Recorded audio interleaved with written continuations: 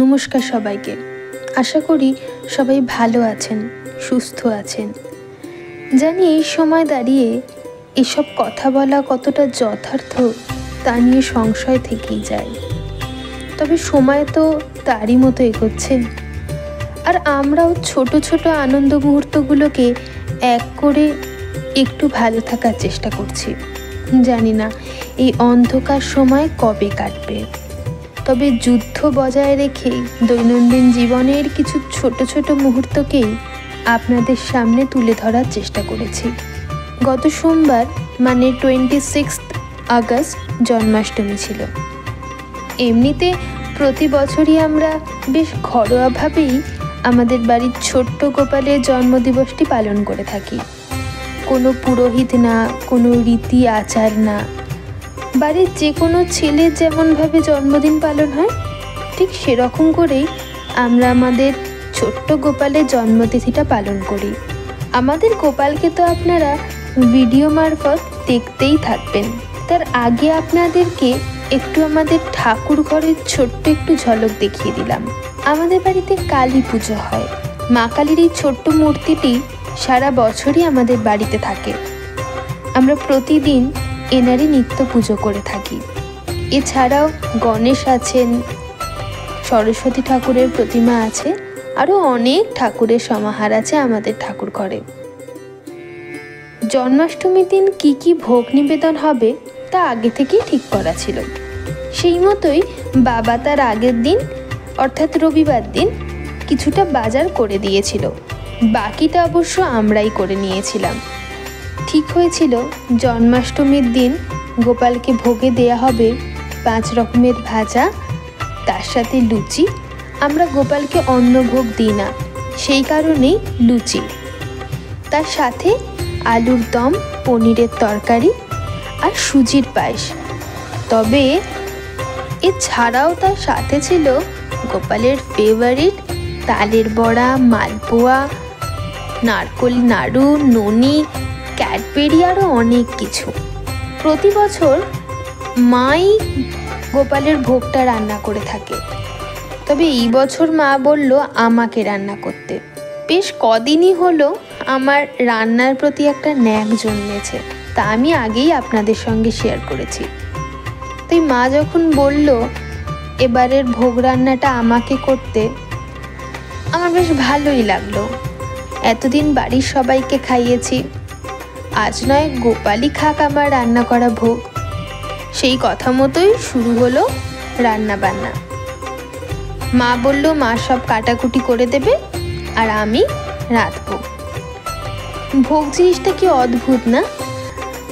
তেমন কোনো মশলাপাতি বেশি ইউজও হয় না তাতে, কিন্তু খেতে কি সুস্বাদুই না হয়।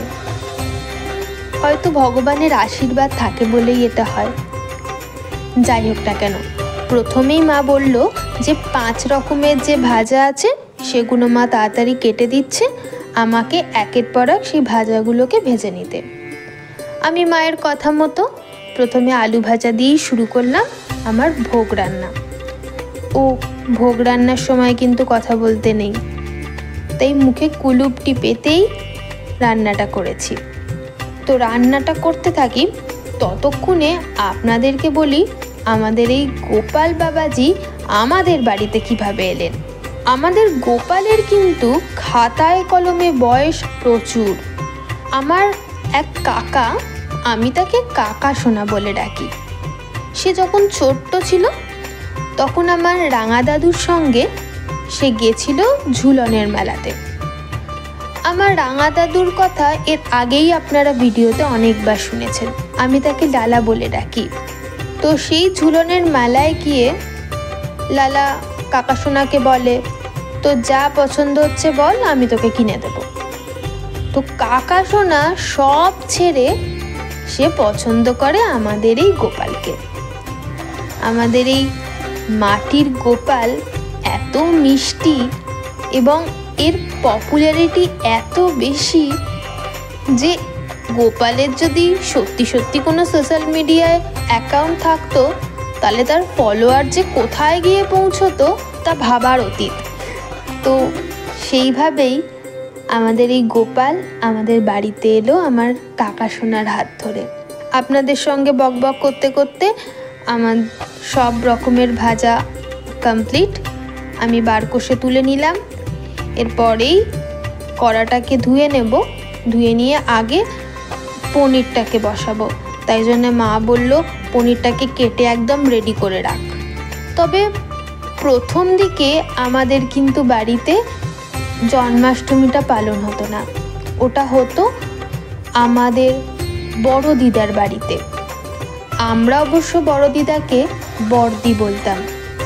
বড় দিদাদের হেদুয়াতে বাড়ি, সেখানেই বড় দিদার অনেক গোপাল। তার সাথে আমাদের গোপালের ইনভিটেশন থাকতো জন্মাষ্টমীর সময় ওখানে যাওয়ার। সেই মতোই তার জামা কাপড় গুছিয়ে তার একটা ব্যাগ থাকতো, সেই ব্যাগে সে সব কিছু প্যাকিং করা হতো এবং আমাদের গোপাল ট্যাক্সি করে যেত সেই বড়দির বাড়িতে। সেখানে গিয়ে জন্মাষ্টমী কাটিয়ে রাধাষ্টমী কাটিয়ে মহালয়ার আগে কি মহালয়ার দিন তাকে আবার ফিরিয়ে নিয়ে আসা হতো আমাদের বাড়িতে।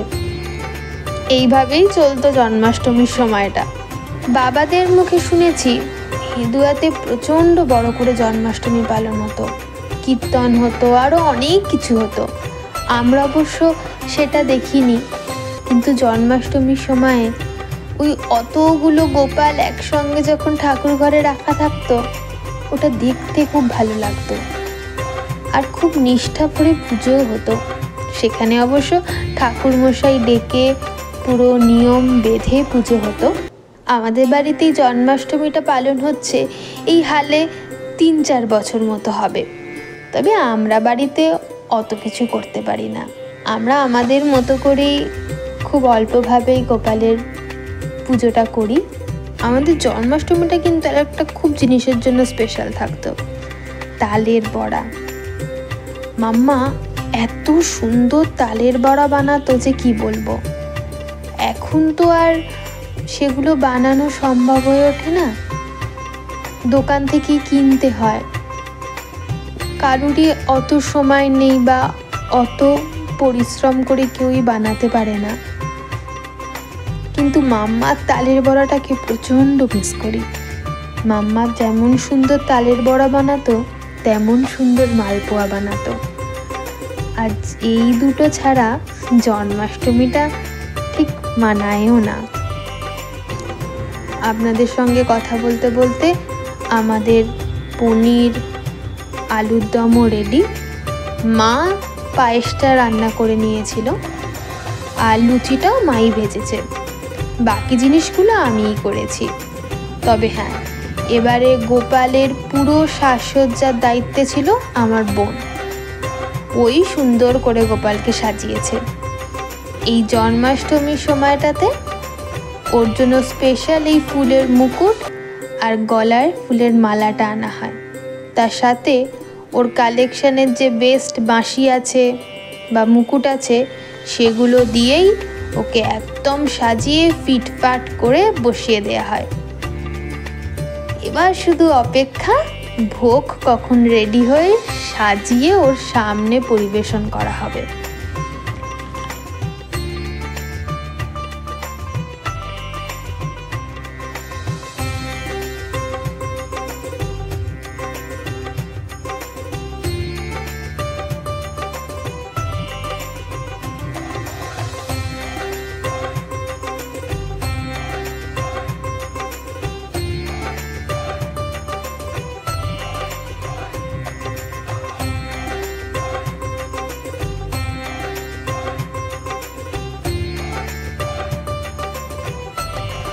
তো আমি আস্তে আস্তে করে বাটিতে বাটিতে করে সব তরকারিগুলো তুলে নিই। অন্যবারগুলোতে সিংহাসনটাকে ওর ব্যাকগ্রাউন্ডটাকে একটু সুন্দর করে সাজানোর প্ল্যান থাকে, কিন্তু এবারে একদমই আর সময় হয়ে ওঠেনি, তাই জন্যে সব কিছু আর করা হয়নি।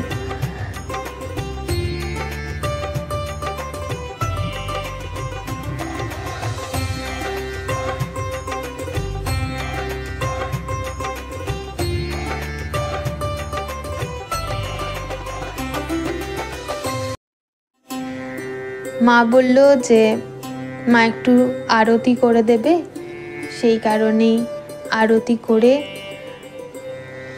জন্মাষ্টমীর ব্রত কথা শুনে আমরা এইবারে জন্মাষ্টমী উদযাপনটা এখানেই শেষ করলাম। এটা আমার প্রথম ব্লগ, আমি এর আগে কখনো ব্লগ করিনি। কেমন হয়েছে বলতে পারবো না, সেটা জানাবেন আপনারা। তাই আপনারা জানাবেন আপনাদের কেমন লাগলো। আরও যদি এই টাইপের ব্লগ আপনারা দেখতে চান তাহলে সেটাও রিকোয়েস্ট করবেন। আর খুব তাড়াতাড়ি আসছি আবার সেই ছেলেবেলার দিন যাপনের একটা নতুন পর্ব নিয়ে। ততদিন প্লিজ সাথে থাকবেন, পাশে থাকবেন, আর অবশ্যই আমার চ্যানেলটিকে সাবস্ক্রাইব করে দেবেন আর বেল আইকনটাতে ক্লিক করে অল করে রাখবেন, যাতে এরপরে যখনই আমি ভিডিও আপলোড করি আপনাদের কাছে সবার আগে নোটিফিকেশন যায়। তবে এখানেই শেষ করছি আজকের ব্লগটা। আশা করছি আপনাদের ভাল লাগলো আমাদের এই ঘরোয়াভাবে জন্মাষ্টমী উদযাপন।